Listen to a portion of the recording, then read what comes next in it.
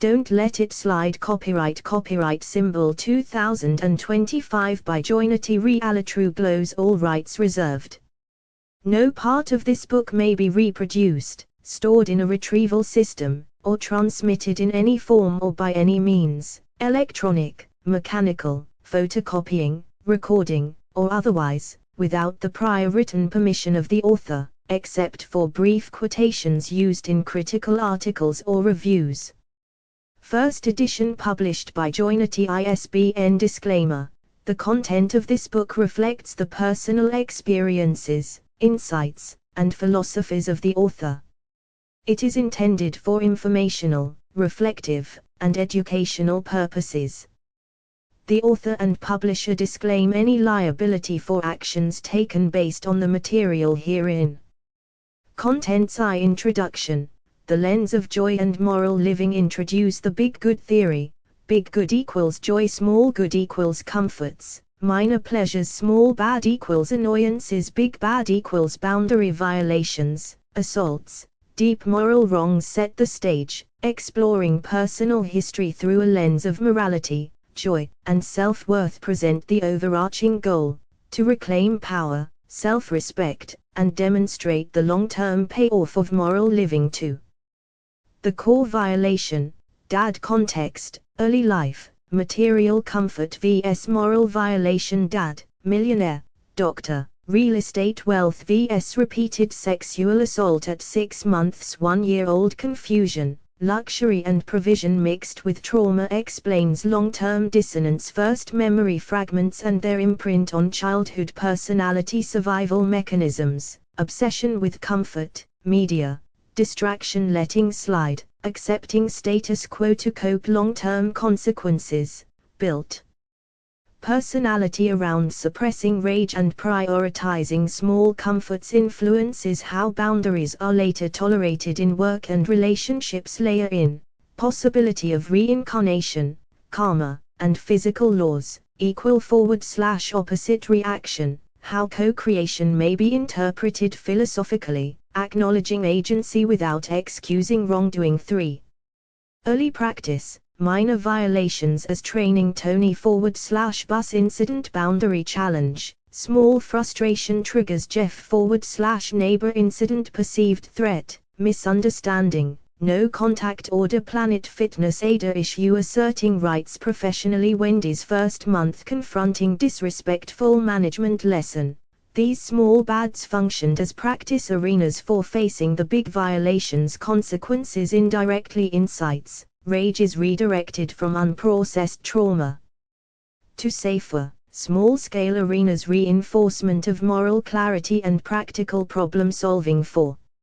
Recollection and escalation, ages 22-23, remembered partial violation, dad sucking me, coping mechanisms at that age, using joy, law of attraction, writing, creation to stay afloat. 2024-2025, age 34, full assault / battery. Memory resurfaced, emotional impact, confrontation with the true scope of trauma, recognition of patterns in later life, overreacting to small bads as proxy, avoidance of facing core anger until properly prepared. Making mountains out of molehills analysis, why small annoyances provoke disproportionate responses. Connection to past trauma, unresolved rage, learned passivity, boundary violations. Insight, these small conflicts are reflections of big bad unresolved experiences. Applying big good theory, using moral clarity and joy as shields against toxicity. Observing cause and effect in micro, small bads, and macro, big bads, arenas. 6. Systematic moral testing, deep dives into workplace and life scenarios as moral practice. Planet Fitness, asserting rights respectfully. Reward. Wendy's, standing up to disrespectful management. Outcome uncertain, practicing patience and legality. Jeff, navigating boundary misunderstanding, learning about co-creation and perception. Lesson, morality as a tool for long-term leverage, not short-term victory. Psychological insight, passivity, strategic patience, and measured response. Strength and agency. 7. Philosophical and physical dimensions explore co-creation, karma, reincarnation, and thermodynamic principles. Every action has an equal and opposite reaction. Even in trauma, human agency and reaction shape outcomes. Discussion of ontological 5 positive intentions, GLOWs, as a framework to reinterpret trauma without excusing the perpetrator. Recognition, ultimate responsibility remains with the violator, but personal agency exists in processing and redirecting energy. 8. Facing the big boss, the climactic internal /external challenge. Small bads prepared you for big boss moment, standing up to systemic, ongoing disrespect and threats of retaliation connected to trauma lineage, early boundary violation, adult patterns of submission and tolerance, learned assertiveness through smaller battles, strategic morality and professional detachment, avoid unforced errors, maintain clarity, honor law and ethics. Victory principle, doing good doesn't guarantee immediate justice but ensures long-term leverage and self-respect. 9. Resolution and joynity. Introduce joynity, culmination of learning, moral practice, and joy cultivation. Joyticles, smallest units of reality and good joy source, internal compass. Fractal tree, interconnectedness of all life and actions. Integration, how reclaiming boundaries, facing trauma, practicing morality, and understanding consequences lead to self-actualization and moral sovereignty. Closing lesson, moral living pays dividends both internally and externally.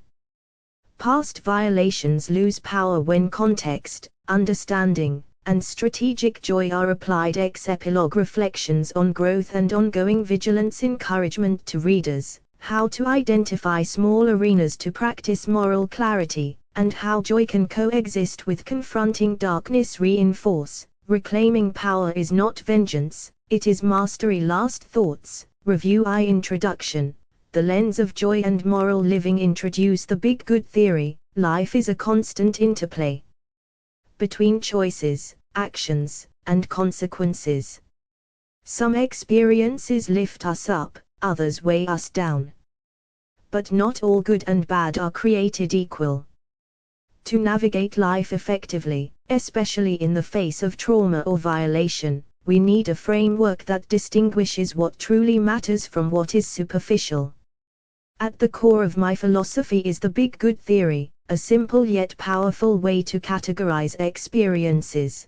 Big good equals joy. Joy is the ultimate measure of life's positive value. It is not fleeting happiness or temporary pleasure, but a deep, sustaining sense of alignment with reality, morality, and self.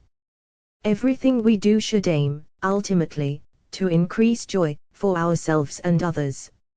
Small good equals comforts. These are the minor pleasures, conveniences, or material comforts that make life easier. They are desirable but not essential. Comforts are helpful, but they are not the foundation of meaning or moral living. Small bad equals annoyances, minor frustrations or irritations, small arguments, social discomforts, petty conflicts. These can feel significant in the moment, but they are generally inconsequential in the broader arc of life. Big bad equals violation. True moral violations, assaults on boundaries, betrayal, and profound injustice. These are the experiences that can shape the trajectory of a life, for better or worse.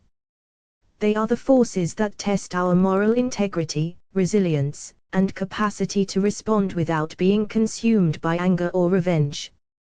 This framework allows us to evaluate life events in a way that separates what is truly harmful or meaningful from what merely triggers emotion.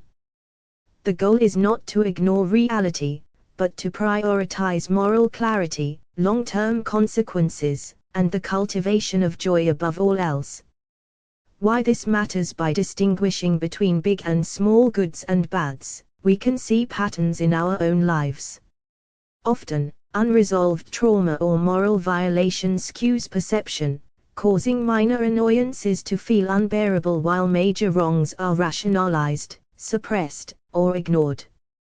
Recognizing this hierarchy is the first step toward reclaiming agency and understanding the interplay of moral action, personal growth, and joy.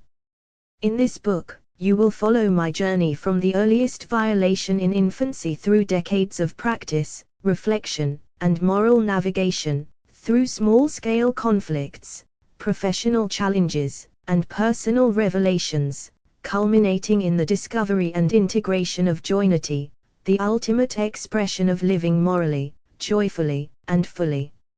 Set the stage, exploring personal history through a lens of morality, joy, and self-worth. This book examines a personal history shaped by extreme events, challenges, and violations, through a lens of morality, joy, and self-worth. From the earliest and most severe trauma to the everyday interactions that test patience and character, each experience becomes a reflection of choices, consequences, and moral action. By using the big good theory, where big good equals joy, small good equals comforts, small bad equals annoyances, and big bad equals violations, we explore how experiences interact and compound, and how personal integrity and conscious awareness can transform even the worst circumstances into opportunities for understanding and growth. The goal is not to dwell in victimhood, but to trace the through line from early violations to later challenges, showing how moral living, self-respect, and joy act as stabilizing forces. This lens reveals patterns, exposes illusions of power in others, and emphasizes that personal worth is intrinsic, not contingent on the actions or approval of others. Every section of this book delivers the full reality and insights of the events it discusses, showing how small trials prepare the mind and spirit to face larger truths, ultimately culminating in the discovery of Joynity, the framework that resolves and integrates the personal history with clarity, power, and lasting joy. Present the overarching goal, to reclaim power, self-respect, and demonstrate the long-term payoff of moral living. The overarching goal of this book is to reclaim personal power, self-respect, and integrity in the face of past violations, daily challenges, and systemic injustices. It demonstrates how consistent, moral living, acting with honesty, boundaries, and joy, yields long-term payoff, even when immediate circumstances feel powerless or unjust. Through examining each event honestly and thoroughly, from the most extreme violations to smaller, everyday provocations, this book shows that true victory lies not in retaliation or ego, but in staying aligned with joy, moral clarity, and self-worth. Ultimately, this work offers a blueprint, a way to navigate life, face past trauma, and respond to challenges with principled action, showing that moral consistency is not only righteous but strategically empowering, leading to lasting peace, resilience, and the ultimate realization of Joynity.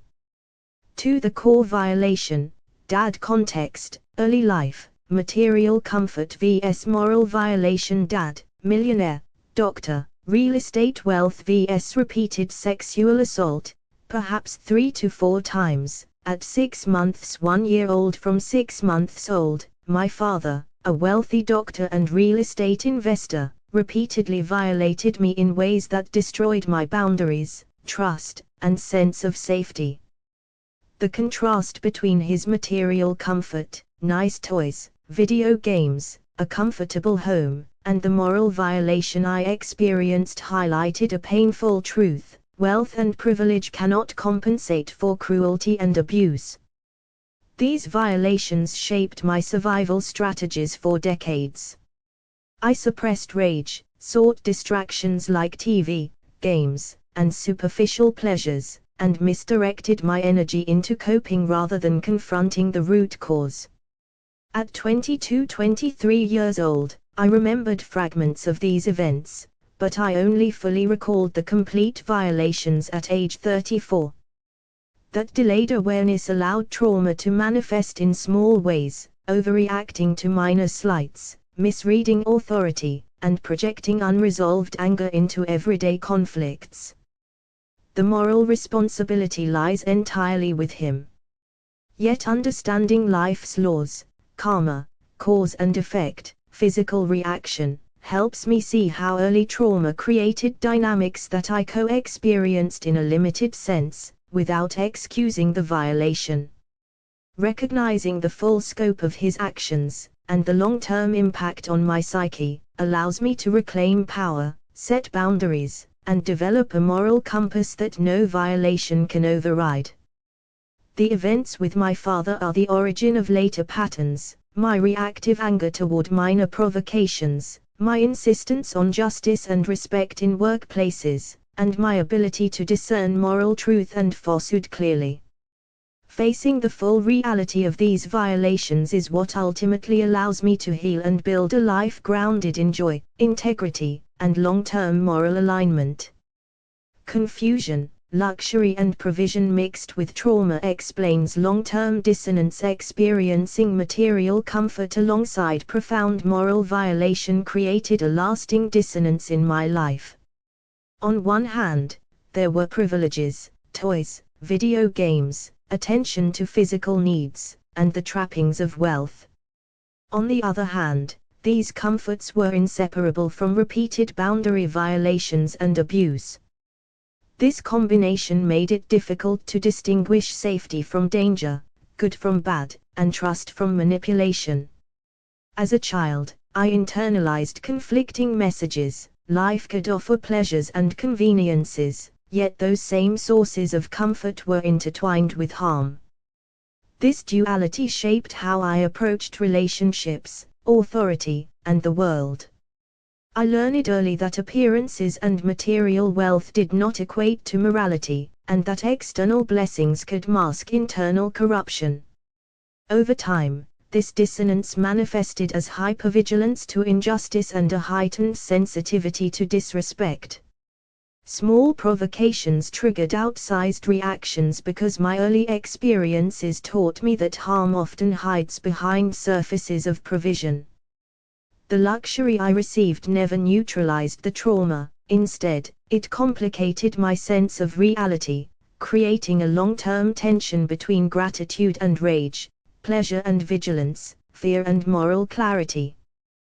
This foundational confusion explains why, for decades, I sought joy deliberately. It became the compass to navigate a world where comfort and cruelty were entangled.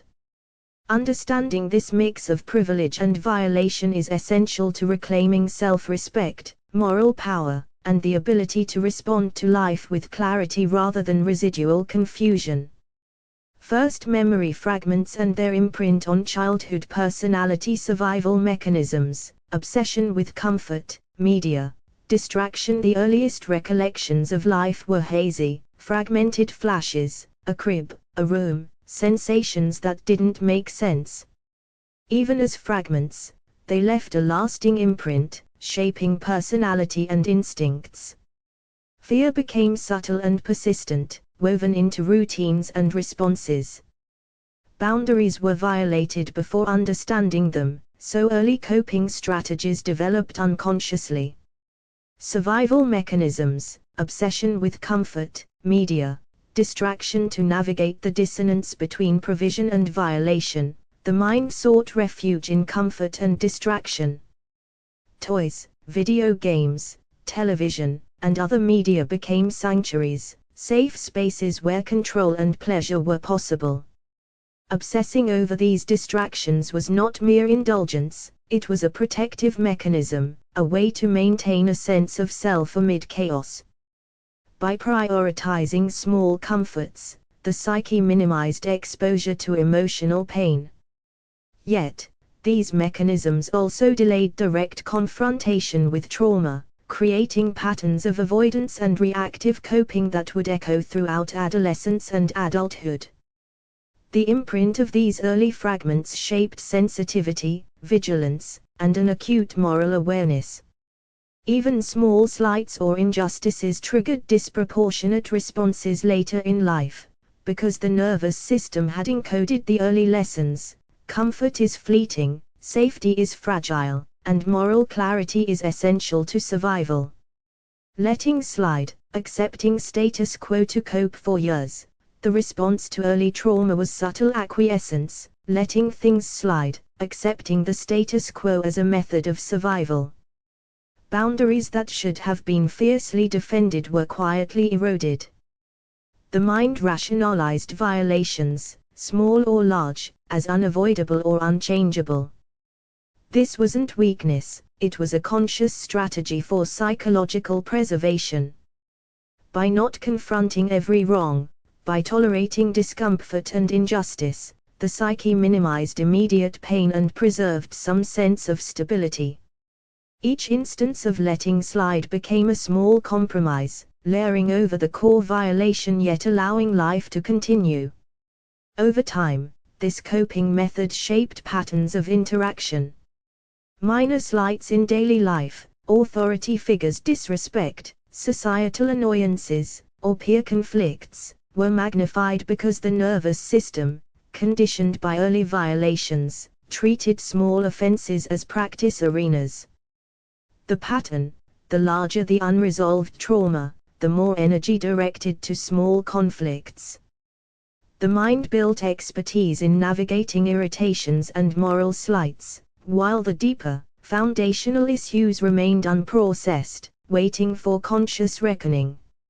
Long-term consequences: built personality around suppressing rage and prioritizing small comforts. The early violation and the survival strategy of letting things slide directly shaped personality development. Rage, a natural response to injustice, was suppressed, locked away beneath layers of distraction and acquiescence. Instead, energy was redirected toward small comforts, video games, TV, minor indulgences, or fleeting pleasures, that provided immediate relief without confronting the underlying trauma. This suppression created a duality: outwardly calm, adaptable, and seemingly resilient, yet internally burdened by unresolved anger and moral clarity that had nowhere to go. Every minor frustration later in life, disrespectful managers, irritating co-workers, social slights, triggered disproportionate responses, because the nervous system treated them as proxies for the unaddressed, original violations. The habit of prioritizing comfort over confrontation became a blueprint for survival, but it came at a cost. It reinforced a tolerance for injustice and an avoidance of full moral agency. While small pleasures provided temporary reprieve, they delayed healing and created a personality both capable and constrained, ready for joy but untested in facing the deepest sources of moral violation. Influences how boundaries are later tolerated in work and relationships. Because early survival relied on letting violations slide, a pattern was established, boundaries became negotiable, and personal limits were deprioritized. In work and relationships, this manifested as tolerating disrespect, enduring minor injustices, or avoiding confrontation, even when morally or legally in the right. The nervous system, conditioned to prioritize survival over self-respect, interpreted boundary setting as risky or socially threatening. Even when conscious reasoning recognized a right or principle, the ingrained habit of letting things slide made it easier to endure rather than assert. This dynamic explains why small frustrations, insensitive co-workers, micromanaging bosses, petty slights, triggered intense emotional responses. They were not merely about the immediate situation, they echoed the unprocessed violation from early life. The pattern of tolerating boundary violations became both a protective mechanism and a recurring obstacle, highlighting the critical need for conscious moral action and joy-based decision-making to reclaim power and self-respect. Layer in, possibility of reincarnation, karma, and physical laws, equal forward/opposite reaction, how co-creation may be interpreted philosophically, acknowledging agency without excusing wrongdoing. The early violation, while entirely the fault of the parent, can also be explored through frameworks like karma and reincarnation. Philosophically, one can consider the possibility that experiences in this life are influenced by past life actions or cosmic balances, not to excuse wrongdoing but to acknowledge the full scope of cause and effect. Physical laws, such as equal and opposite reaction, provide another lens. The universe responds to actions, intentions, and energy. While the parents' actions were morally and legally wrong, the dynamics of power, fear, and suppressed rage created patterns that reverberated. This perspective recognizes that some aspects of experience may involve co-creation, where the survivor's energy, curiosity, and engagement with life contribute to the circumstances, without diminishing the culpability of the violator. Ultimately, these lenses reinforce moral clarity. Wrongdoing remains the wrongdoer's responsibility, but understanding the interplay of cosmic, physical, and philosophical forces helps reclaim agency, frame experience, and integrate lessons for conscious living. 3. Early practice, minor violations as training. Tony/bus incident boundary challenge. Small frustration triggers. Tony/bus incident. A seemingly minor event on public transportation highlighted how unresolved early trauma could amplify reactions. When basic social infractions, someone coughing nearby or a bus driver being inattentive, occurred, the body and mind responded with disproportionate frustration. These small triggers were practice arenas, safe spaces to confront and regulate emotional responses. Through these experiences, patterns became apparent. Rage could be activated by minor disrespect, yet the situations were contained enough to experiment with boundaries, patience, and moral clarity. Each micro-conflict became a rehearsal for larger confrontations, teaching the importance of maintaining composure, asserting self-respect, and recognizing when personal integrity was at stake versus when energy was better preserved. The lesson: even small irritations can serve as mirrors, reflecting unresolved dynamics from formative trauma, and offer opportunities for conscious moral engagement before facing the true big violations of life. Jeff/neighbor incident. Perceived threat, misunderstanding, no contact order during early adulthood. The shadow work on humanity's darkest aspects, torture, pedophilia, murder, was a deeply personal exploration, meant to understand and transform evil tendencies, not act on them. Yet this introspection, combined with physical actions like walking near his property, led Jeff, the neighbor, to perceive a threat. Despite careful framing, he misinterpreted intentions and used his authority to create barriers, a no-contact order and heightened scrutiny. The incident mirrored earlier trauma, activating feelings of helplessness, frustration, and misjudgment.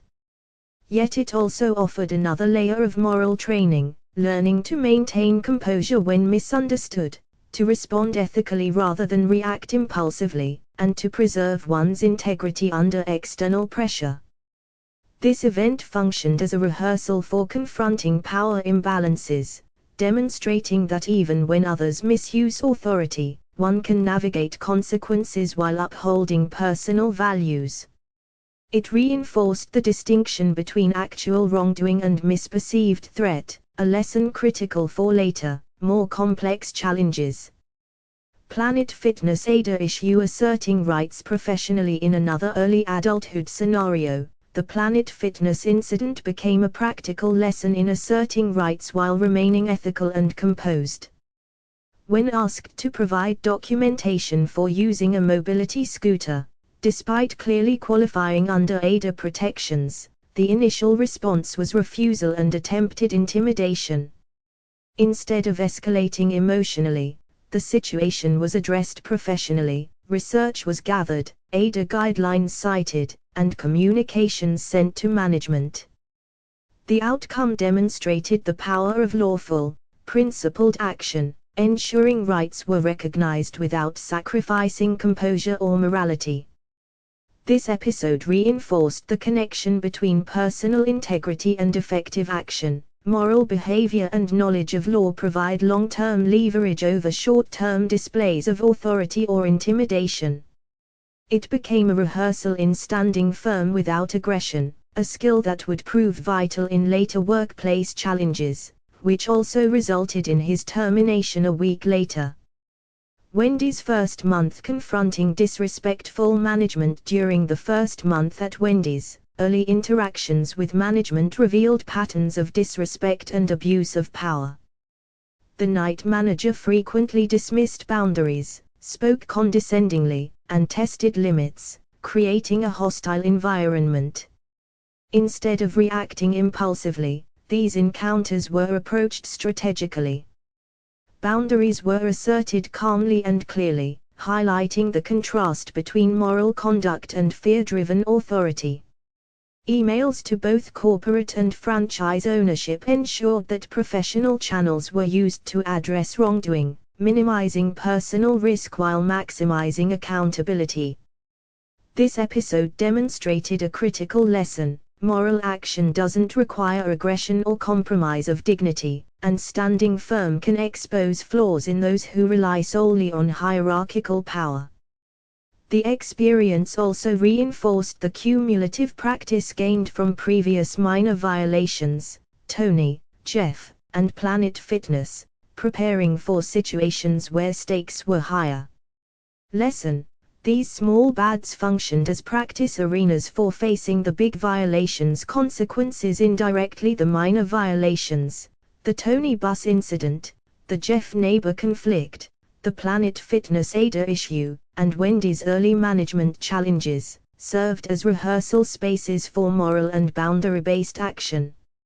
Each situation carried low to moderate stakes but mirrored, in microcosm, the dynamics of authority, disrespect, and personal power that originated from the core violation with Dad.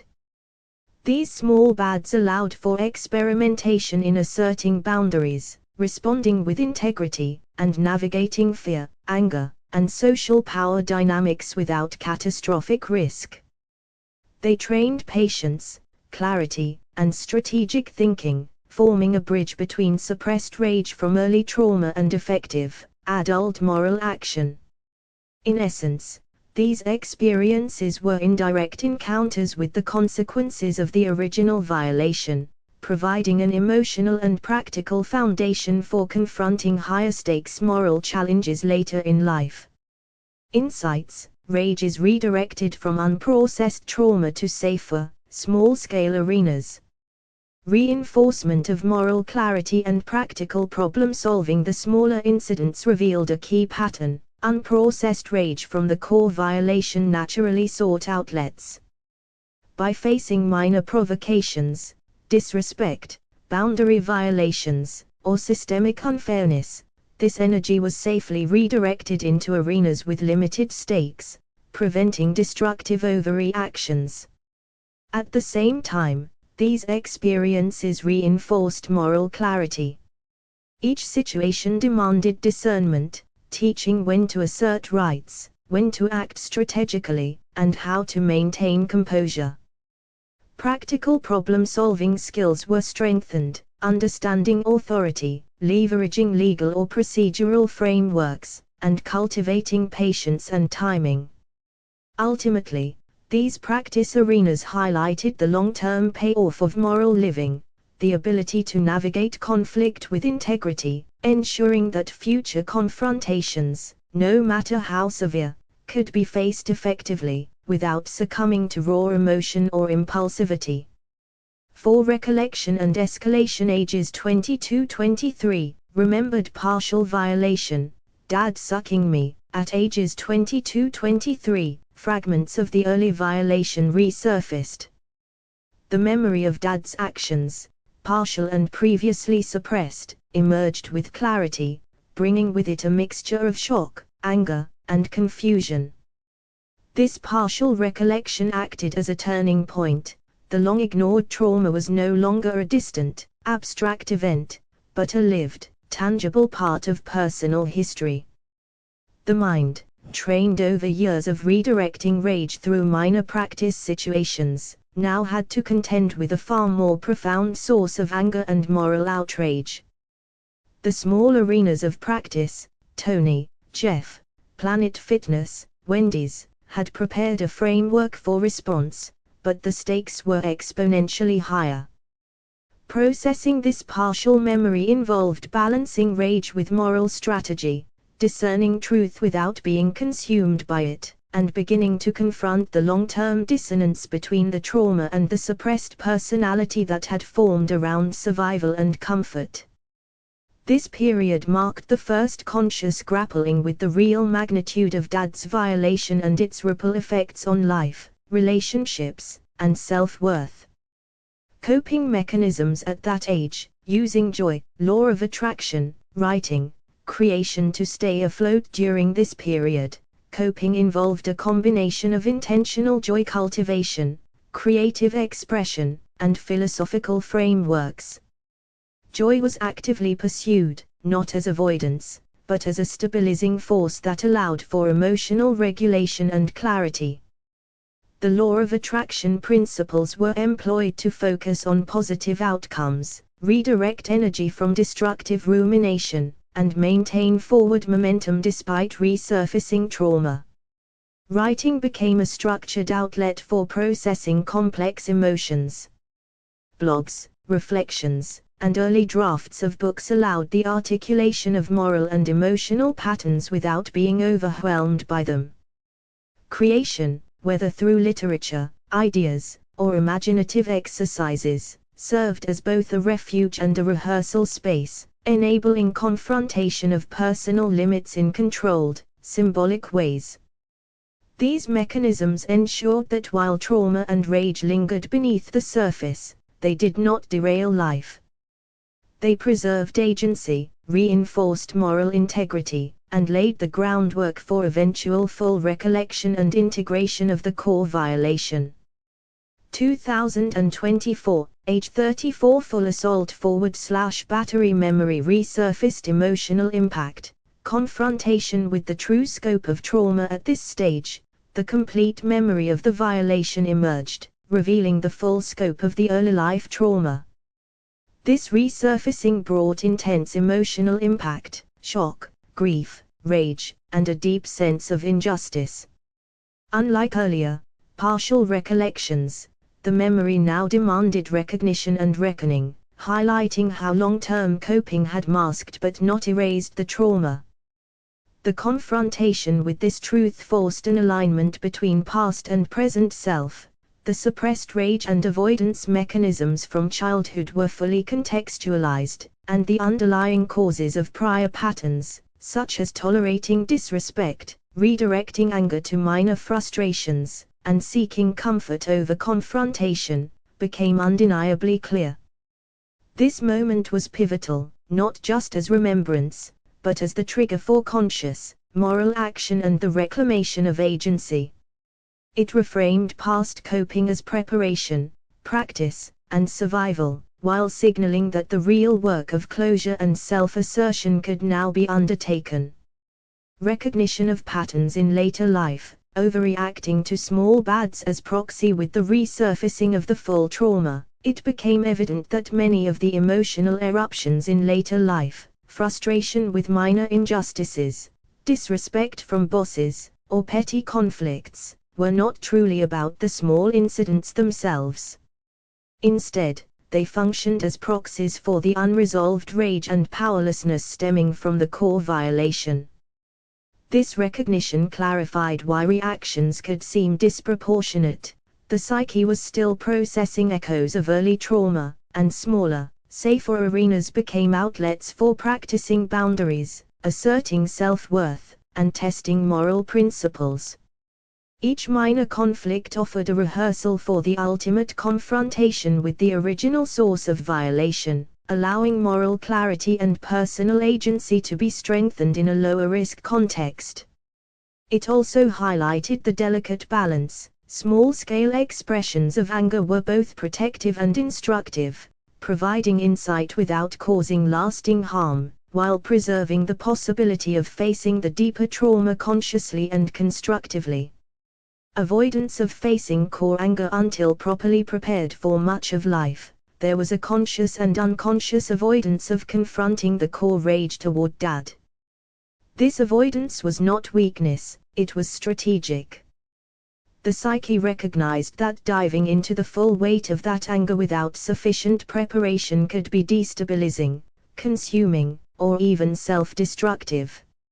Instead, time was spent cultivating joy, moral clarity, and self-respect. Writing, creative expression, and small victories in daily life, like standing up to bosses or asserting boundaries in minor conflicts, served as training and armor. These practices built resilience, allowed controlled engagement with anger in safe contexts, and reinforced the principle that moral action could coexist with self-preservation. This period of avoidance was actually preparatory. It ensured that when the full confrontation with the trauma arrived, it could be approached consciously, intentionally, and without letting it hijack identity or joy.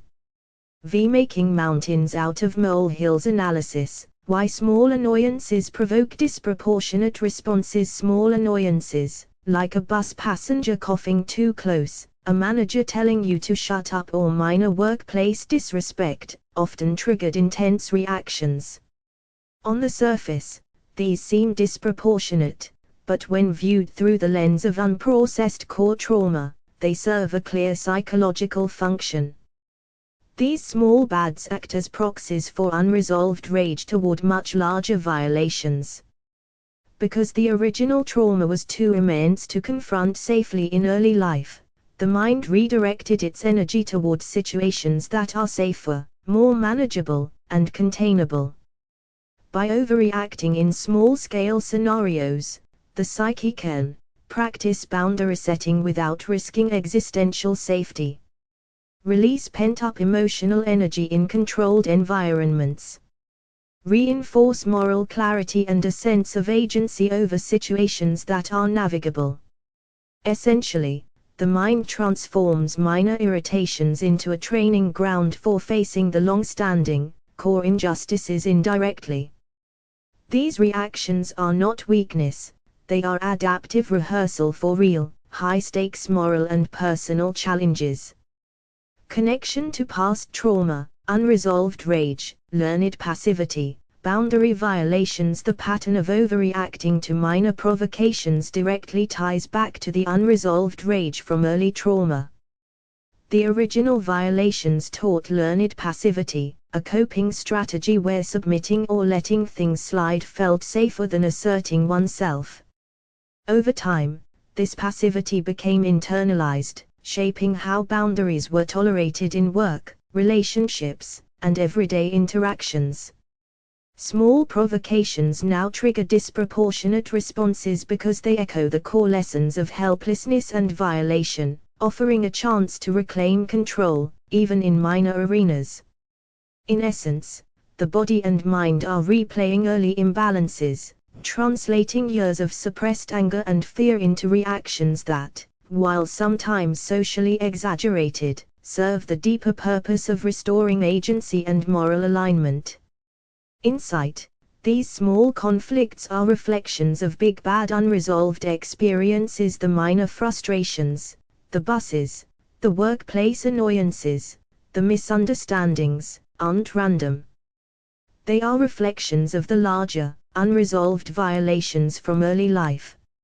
Each small bad acts as a microcosm of the original trauma, giving the mind and body a chance to practice moral clarity, assert boundaries, and reclaim agency in safer, lower-stakes environments.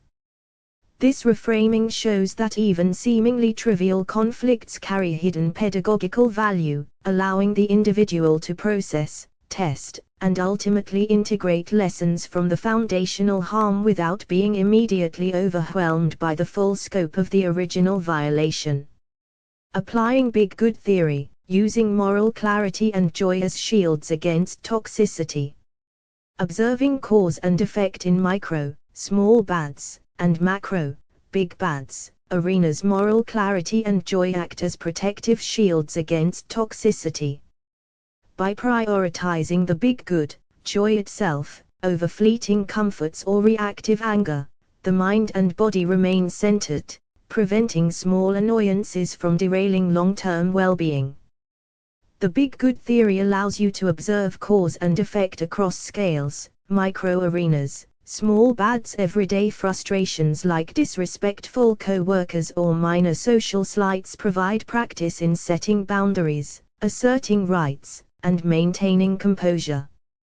Macro-arenas, big bads. The original violation or life-altering trauma shows the magnitude of harm, the long-term consequences of unchecked abuse, and the value of proactive moral grounding.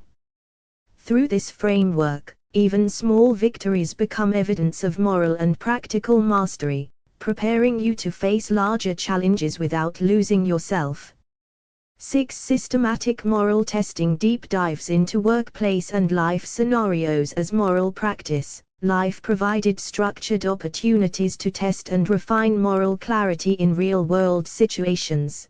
Planet Fitness, asserting rights professionally and respectfully led to a tangible reward, corrective action against mismanagement. This reinforced the principle that standing firm in morality and legality produces measurable outcomes. Wendy's, confronting disrespectful management created uncertainty, requiring patience, composure, and adherence to proper channels. The experience functioned as practice for maintaining self-respect under pressure, demonstrating the value of procedural correctness and emotional regulation. Jeff/neighbor, navigating boundary misunderstandings highlighted the co-creation of perceived conflict and the importance of considering others' projections. This scenario taught lessons in perception, indirect control, and maintaining integrity despite misjudgments by others. Through these experiences, small arenas became laboratories for moral testing, preparing the mind and spirit to confront the big bad with clarity, composure, and strategy. Lesson: morality as a tool for long-term leverage, not short-term victory. Acting from moral clarity allows one to maintain composure, avoid unforced errors, and let others' missteps accumulate consequences naturally. The small-scale practice, Planet Fitness, Wendy's, Jeff, prepared the mindset to confront major violations without reacting from impulsive rage. Long-term leverage comes from aligning action with principle, letting integrity and legal /ethical frameworks guide responses rather than emotion. This approach demonstrates that real power lies in restraint and foresight, allowing personal boundaries and self-respect to persist even when others attempt to exploit them. Psychological insight, passivity, strategic patience, and measured response strengthen agency. Psychological insight, passivity, strategic patience, and measured responses strengthen agency rather than diminish it. Recognizing when to act and when to allow natural consequences protects personal energy and preserves clarity of purpose. Joy as a guiding principle ensures that even difficult confrontations are navigated without being consumed by hatred or reactivity. Applying the Joy Trinity framework, understanding joyticles, joytopia, and the higher dimensional joy tree, provides a metaphysical lens for interpreting personal experiences and moral challenges. This approach reclaims power, restores self-respect, and transforms both minor and major past violations into opportunities for growth and mastery. 7 philosophical and physical dimensions explore co-creation, karma, reincarnation, and thermodynamic principles. Every action has an equal and opposite reaction. Even in trauma, human agency and reaction shape outcomes. Co-creation. This concept emphasizes that while external events, especially harmful ones, are not your fault, your choices, awareness, and responses can influence how those events affect you and shape future outcomes.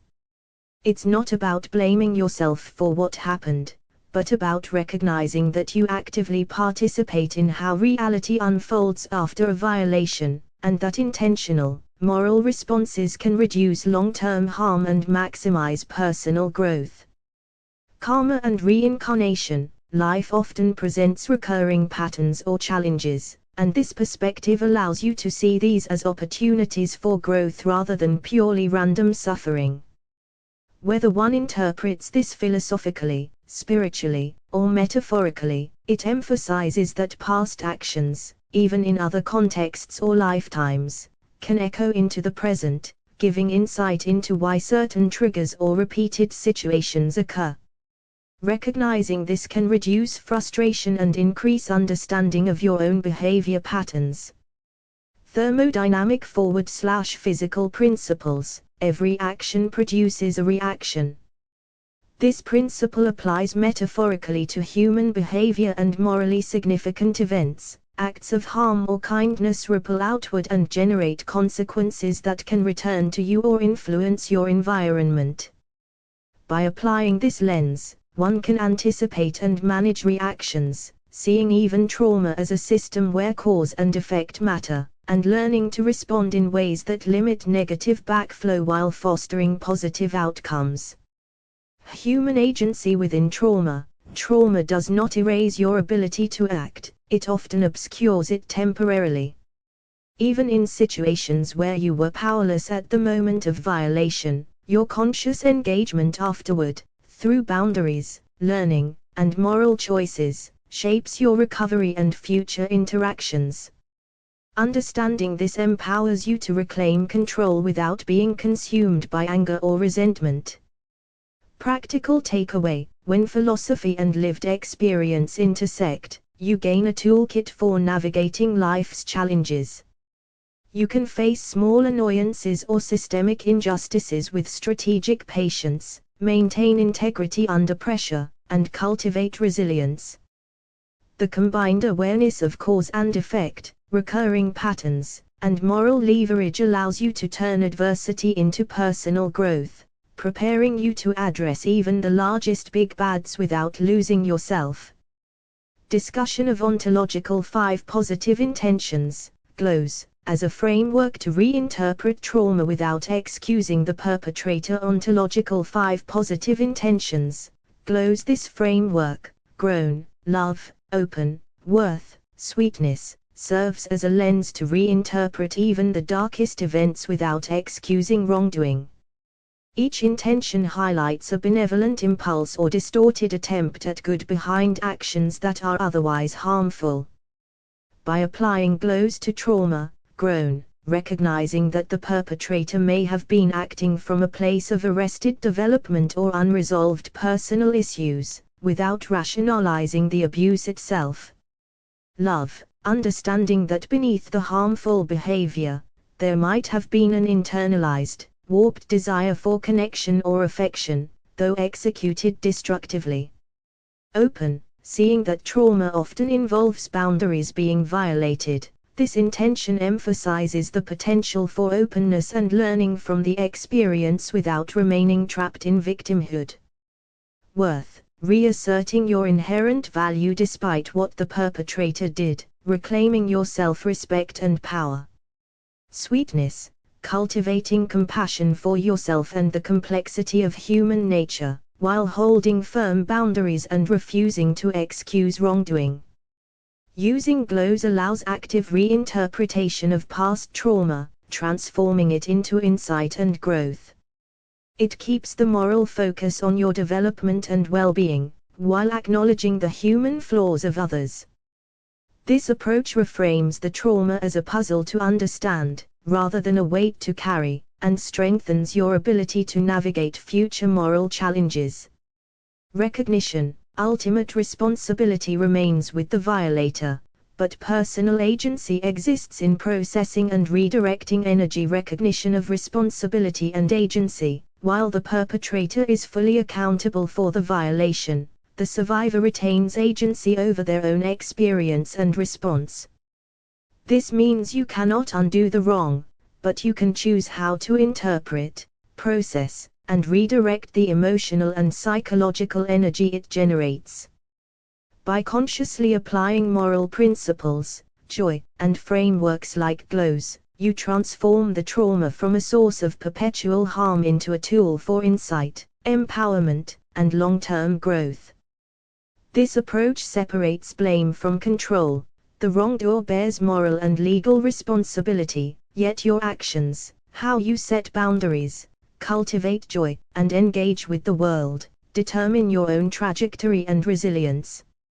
It reinforces that while evil exists in the world, your response can preserve integrity, dignity, and self-respect, turning even profound violations into lessons for mastery over life's challenges. 8. Facing the Big Boss. The climactic internal/external challenge. Small bads prepared you for Big Boss moment, standing up to systemic, ongoing disrespect and threats of retaliation. By the time you encountered the big workplace challenge, your prior experiences with smaller bads had functioned as practice arenas, giving you a clearer understanding of boundaries, legal protections, and moral response. The disrespect and threats of retaliation from management were now not just isolated annoyances but a reflection of past patterns, echoing the original violation and your learned tolerance for mistreatment. This confrontation required both internal mastery and external strategy, controlling emotional reactions, asserting rights firmly but respectfully, and observing the consequences of every action. Unlike the unprocessed rage of earlier life, you approached the situation from a place of preparation, knowledge, and joy, allowing moral clarity to guide decisions rather than reactive anger. The Big Boss moment illustrates how cumulative moral practice, strategic patience, and self-respect equip a person to confront systemic abuse without compromising integrity or becoming entangled in retaliation. It's the moment where past lessons, personal growth, and philosophical understanding converge, demonstrating that the long-term payoff of moral living is practical empowerment, protection, and internal peace. Connected to trauma lineage, early boundary violation, adult patterns of submission and tolerance, learned assertiveness through smaller battles. The earliest boundary violation, your dad's actions in infancy, set a foundation of passivity, suppression, and internalized tolerance. These early experiences shaped your adult patterns of submission, creating a tendency to let minor injustices slide and tolerate disrespect in work and relationships. Over time, repeated exposure to smaller bads, from Tony on the bus to Jeff, Planet Fitness, and Wendy's, became training grounds for assertiveness. Each situation allowed you to practice moral clarity, boundary setting, and strategic patience, transforming reactive anger into measured, empowered action. Through this lineage, the connection is clear. Early trauma influenced coping patterns, but deliberate engagement with minor challenges allowed relearning, recalibration, and growth, preparing you for the bigger confrontations while maintaining integrity and self-respect. Strategic morality and professional detachment. Avoid unforced errors, maintain clarity, honor law and ethics. By applying strategic morality, you approach conflicts and challenges with a clear framework of ethical action rather than emotional reaction. Professional detachment doesn't mean apathy, it means maintaining clarity, following the law, and honoring moral principles even when others act unfairly or provocatively. This approach minimizes unforced errors, those mistakes that arise from ego, impulsivity, or overreaction, and allows you to navigate complex situations safely and effectively. It also reinforces that integrity and patience can be more powerful than aggression, as outcomes ultimately reflect consistent ethical action rather than temporary displays of dominance or retaliation. Victory principle. Doing good doesn't guarantee immediate justice but ensures long-term leverage and self-respect. Engaging in moral and ethical action does not always yield immediate rewards or justice. In the short term, It may feel like inaction or restraint allows others to win, but the long-term payoff is far greater. It preserves self-respect, agency, and clarity, while also positioning you to benefit when natural consequences or legal forward/ethical systems catch up. By consistently choosing the path of integrity, you build long-term leverage, both in relationships and professional contexts, because your actions are defensible, repeatable, and resistant to manipulation or retaliation.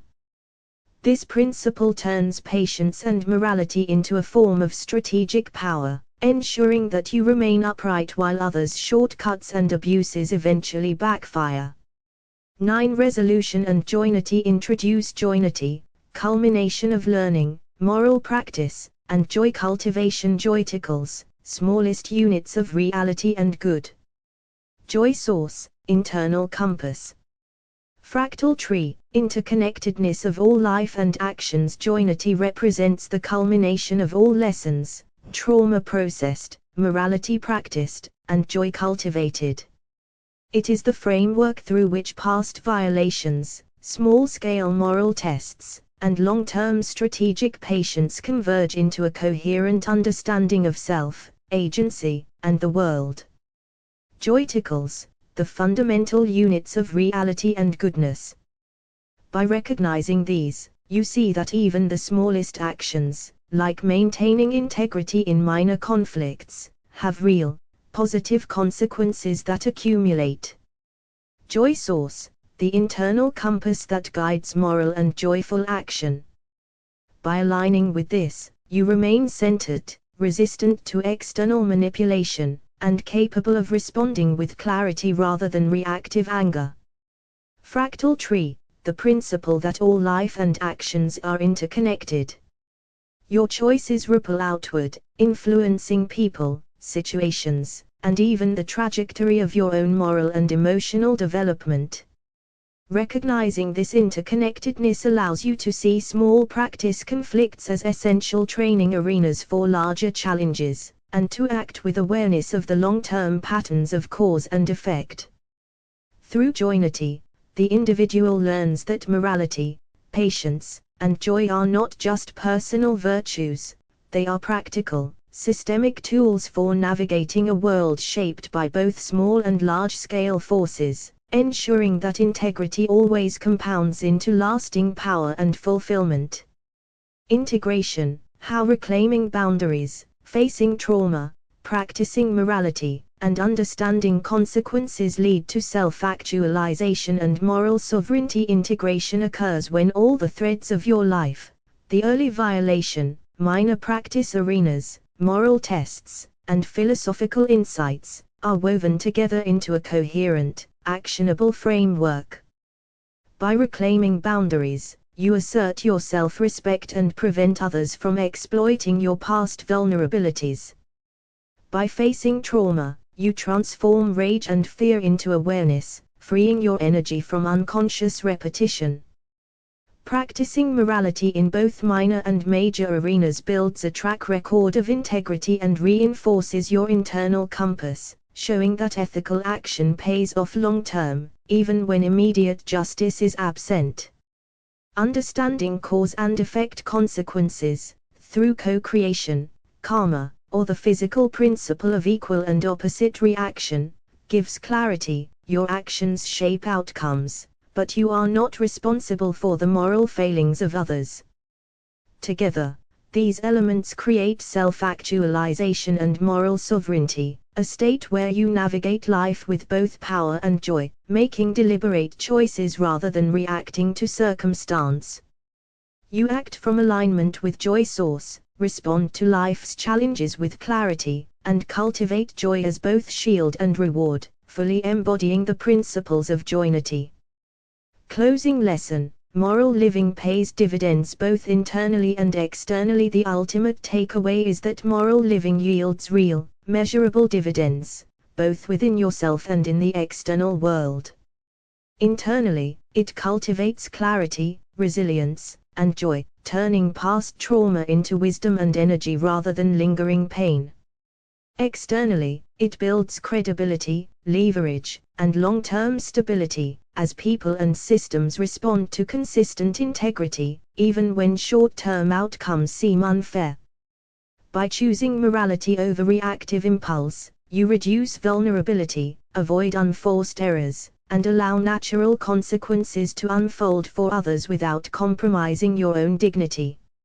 In this way, moral living is not only an ethical choice but also a pragmatic strategy for thriving, proving that aligning with joy, boundaries, and truth is ultimately self-rewarding and transformative. Past violations lose power when context, understanding, and strategic joy are applied. When we apply context, understanding, and strategic joy, the hold that past violations have over our present self diminishes. Recognizing the origin of trauma, how it shaped behaviors, and the survival mechanisms it created allows you to reinterpret experiences without being consumed by them. Through strategic joy, you reclaim energy previously tied up in resentment, fear, or rage. Understanding the cause and effect patterns, from early violations to current reactions, gives you clarity and control. The result is that past wrongs no longer dictate behavior, choices, or self-worth, turning what was once a source of powerlessness into a tool for growth, mastery, and moral sovereignty. Epilogue reflections on growth and ongoing vigilance. Growth is never truly complete, it is an ongoing process of awareness, practice, and refinement. The journey through early violations, smaller life challenges, and deliberate moral testing demonstrates that maturity and self-respect are cultivated, not given. Ongoing vigilance is essential because the world continuously presents new small bads, boundary tests, and moral challenges. By maintaining clarity, honoring law and ethics, and staying connected to joy and joynity, you safeguard against slipping back into old patterns or being manipulated by external forces. The epilogue emphasizes that empowerment is both internal and practical, understanding your past, acting with integrity, and observing cause and effect ensures that your life remains aligned with joy, moral sovereignty, and self-actualization. Each choice, each boundary set, and each act of patience reinforces the long-term payoff of living morally and strategically. Encouragement to readers: how to identify small arenas to practice moral clarity, and how joy can coexist with confronting darkness. Readers are reminded that everyday life offers micro-arenas, small challenges, annoyances, or interpersonal conflicts, where moral clarity can be practiced safely. By observing how you respond to these small bads, you train your mind and spirit to handle larger, more consequential situations without losing composure, self-respect, or joy. Joy and confrontation of darkness are not mutually exclusive. Facing difficult truths, trauma, or systemic challenges can coexist with cultivating inner peace, fulfillment, and happiness. Joy becomes a shield, compass, and motivator, ensuring that engagement with the world, even its harsh aspects, does not erode your moral core or personal well-being. Readers are encouraged to see small victories as foundational, recognize the cumulative power of ethical action, and understand that long-term leverage and personal sovereignty come from consistency, awareness, and strategic joy. Reinforce: reclaiming power is not vengeance, it is mastery. The process of reclaiming power and self-respect is rooted in ethical action, clarity, and strategic patience, not in seeking revenge. True mastery comes from acting in alignment with your values, allowing the natural consequences of others' actions to unfold without being consumed by them. By focusing on long-term outcomes, moral integrity, and joy, you convert past violations, small or large, into opportunities for growth and sovereignty. Power regained through conscious, moral, and intentional action does not harm others unnecessarily, but instead strengthens your ability to navigate life with dignity, clarity, and resilience. Readers are encouraged to see mastery as internal control over response and energy, where every decision reinforces self-respect and moral authority, rather than indulging in reactive retaliation. Last thoughts reflecting on the Wendy's situation and the lessons from this week. A clear principle emerges: people act in accordance with the value they place on themselves. When I invested care, attention, and moral energy beyond what others gave themselves, it sometimes created friction or conflict, not because I was wrong, but because their self-worth dictated how they engaged. Applying this to my father, his actions toward children reveal that his moral baseline is extremely low, reflecting profound self-neglect and worthlessness. His harmful behavior shows that he cannot meet the standard of care or integrity I naturally hold. Recognizing this allows me to calibrate my expectations and responses, understanding that his worthiness is limited by his own self-regard. In both cases, the lesson is acceptance without compromise of values. I can uphold joy, boundaries, and moral clarity without trying to elevate or fix those who fundamentally do not value themselves. Caring more than someone cares for themselves does not obligate me to bear the consequences of their actions, and it allows me to act strategically and morally, rather than reactively or emotionally. Ultimately, the insight simplifies the complex web of past and present challenges. My energy and care are most powerful when directed toward what is worthy, receptive, and aligned with joy, while the unworthy are managed with discernment, not attachment. This is true moral sovereignty. Review Usefulness Don't Let It Slide is not just a memoir, it functions as a structured guide for moral clarity. Its usefulness comes from two strengths: 1. The clear framework of the big good theory. Big good equals joy, small good equals comforts, small bad equals annoyances, big bad equals violations, and 2. Its detailed case studies of real-life conflicts that serve as training arenas for moral practice. For readers processing trauma, the book provides a relatable and honest model of how small irritations can reflect larger, unresolved harms. The usefulness lies in turning everyday frustrations into opportunities for growth, giving readers a practical method to test their responses before confronting their own big bads. In terms of applicability, about 85% of scenarios described in the book are directly transferable to readers' own lives. Workplace conflicts, ADA rights, public transport frustrations, and neighbor disputes are all common experiences where moral practice can be applied. Even when examples are deeply personal, the author consistently connects them to universal lessons, which increases the practical value for a broad audience. Where the book becomes especially useful is in its integration of philosophy with lived practice. The section on glows, grown, love, open, worth, sweetness, transforms a private wound into a generalizable framework. This allows readers not only to understand trauma but also to reinterpret their own challenges without excusing perpetrators. Roughly 90% of the philosophical insights are framed in a way that readers can adapt without prior knowledge of metaphysics, making them accessible tools rather than abstract theory.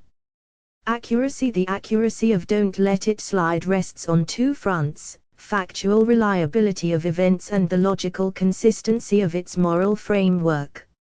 On the personal side, the book is scrupulously clear that its contents reflect memory, interpretation, and reflection. This honesty about subjectivity enhances rather than undermines accuracy. The timeline of events, early violation, fragmented recollections in early adulthood, and full resurfacing at age 34, follows the well-documented psychological patterns of delayed memory integration. Research on trauma suggests that such delayed recall occurs in about 70% of survivors of early abuse, which places the author's experience well within known psychological norms. The practical examples: Planet Fitness ADA case, when dismanagement conflicts, bus incidents, are described with specific detail that can be cross-checked against legal standards. For example, ADA protections cited in the Planet Fitness scenario are correctly presented. No extra documentation is required for mobility devices. That accuracy makes the book not only reflective but also factually reliable for readers seeking to understand their rights. On this front, the book scores 95% accuracy in presenting law and rights correctly. The philosophical dimensions, karma, thermodynamic metaphors, Joynity cosmology, are less about empirical accuracy and more about coherence. Here, the strength is internal consistency. Every principle flows back to the Big Good theory and Joynity framework. The use of physics metaphors like equal and opposite reaction may not be literally scientific, but they are applied with care and in ways that readers can interpret symbolically. The accuracy, therefore, is not about laboratory proof but about whether the frameworks align with human experience. In this regard, 80% of the philosophical claims feel experientially accurate, that is, they match what many readers intuit about cause, effect, and growth. Overall assessment Don't Let It Slide is both useful and accurate in the domains it sets out to cover. As a reflective guide, its usefulness for readers seeking to understand boundaries, trauma, and moral practice is very high, averaging 88% practical applicability. As an accurate text, it combines personal honesty, legal correctness, and philosophical coherence, averaging 85% overall accuracy. What emerges is a book that balances confession with instruction, trauma with transcendence, and personal narrative with generalizable frameworks. Its value lies not in promising perfection but in showing how joy and morality can be reclaimed step by step. For readers navigating their own moral challenges, the book provides both a mirror and a compass. Top highlights of Don't Let It Slide. 1. The Big Good theory, a practical framework distinguishing between big good, joy, small good, comforts, small bad, annoyances, and big bad, violations. This becomes the backbone of the book and a tool readers can apply daily. 2. Courageous honesty. The author confronts early life trauma with unflinching clarity, demonstrating how suppressed rage shaped later life patterns. This raw honesty makes the narrative both relatable and transformative. 3. Practice arenas. The reinterpretation of small conflicts, with neighbors, bus drivers, gyms, and workplaces, as training grounds for moral clarity. This reframing turns everyday annoyances into meaningful practice opportunities. 4. The GLOWS framework, a groundbreaking reinterpretation of trauma into 5 positive intentions: grown, love, open, worth, and sweetness. This allows healing without excusing wrongdoing. 5. Integration of law and morality. Real-life examples, like ADA rights and workplace disputes, show how legal frameworks and moral clarity reinforce each other. Readers learn that doing the right thing often carries both ethical and practical benefits. 6. Philosophical depth. The weaving of karma, co-creation, and physics metaphors, equal and opposite reaction, with lived experience. This creates a bridge between spiritual ideas and psychological realities. 7. The Big Boss confrontation, a climactic workplace conflict that encapsulates lessons from all the smaller practice arenas. It shows how preparation, restraint, and moral clarity lead to long-term power. 8. Joynity culmination. The introduction of Joynity, joyticles, joy source, fractal tree, as a unifying framework that ties together trauma healing, moral practice, and joy cultivation into one coherent vision. 9. Strategic morality, a core principle that victory doesn't always mean short-term justice but long-term leverage, self-respect, and sovereignty. 10 Practical Empowerment for Readers. The closing message that reclaiming power is not vengeance but mastery, encouraging readers to face both small and large challenges with integrity, patience, and joy.